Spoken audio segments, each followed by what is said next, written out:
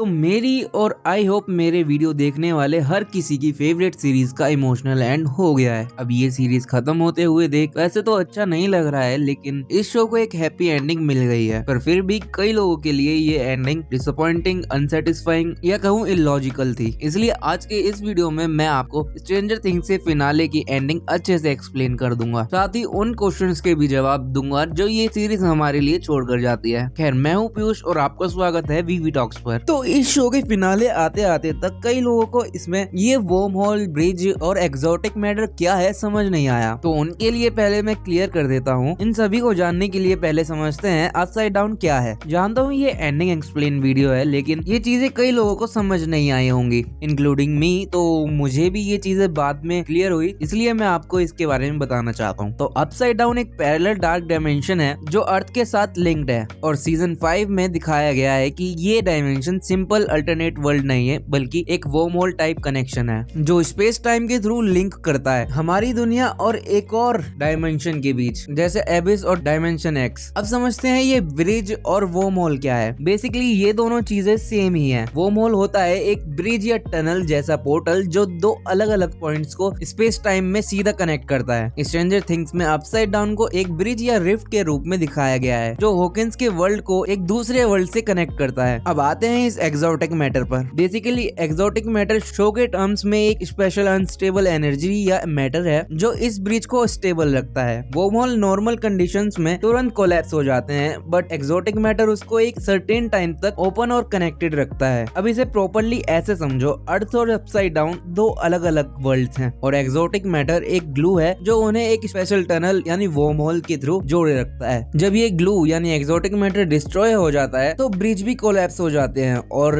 दोनों world's completely अलग हो जाते हैं। आई होप आप लोगों को ये समझ आ गया होगा। अब चलते हैं सीजन 5 की एंडिंग की तरफ। तो कई लोगों का सवाल था कि फाइनल बैटल के वक्त वेक्ना के डेमोडॉग्स या डेमोगॉर्गन्स कहाँ थे। वैसे तो इसका ऑफिशियल स्टेटमेंट डफर ब्रदर्स ने खुद ही कंफर्म कर दिया है, लेकिन कुछ फैन अजम्पशंस हैं और मेरी भी थ्योरी। पहले डफर ब्रदर्स का आंसर सुन लेते हैं। उनका कहना यह है कि वेक्ना रेडी नहीं था उस बैटल के लिए, और न ही उसे इस बात का पता था कि उस पर अटैक होने वाला है। जैसा इन्होंने सीजन 5 बनाया है वैसे ही ये इलॉजिकल आंसर भी दिया है भाई। मतलब अभी कुछ जन मिनटों पहले वेक्ना हॉपर भाई साहब की फाड़ने गया था और इसे पता ही नहीं था कि इस पर अटैक होने वाला है। खैर, मेरे और फैन थ्योरीज के अकॉर्डिंग डेमोडॉग्स या डेमोगॉर्गन्स इसलिए वेक्ना के साथ फाइनल फाइट में नहीं थे क्योंकि शायद वेक्ना ने अपना पूरा पोटेंशियल उस बड़े से बीइंग यानी माइंड फ्लेयर को जिंदा करने में लगा दिया था, तो वो इतना कैपेबल नहीं रहा कि वो उन्हें बुला सके। या फिर एक ये भी पॉसिबिलिटी हो सकती है कि ये जो पूरा का पूरा माइंड फ्लेयर है वो इन्हीं डेमोडॉग्स या डेमोगॉर्गन से मिलकर बना हो, क्योंकि अगर आपने इस लास्ट एपिसोड को ध्यान से देखा होगा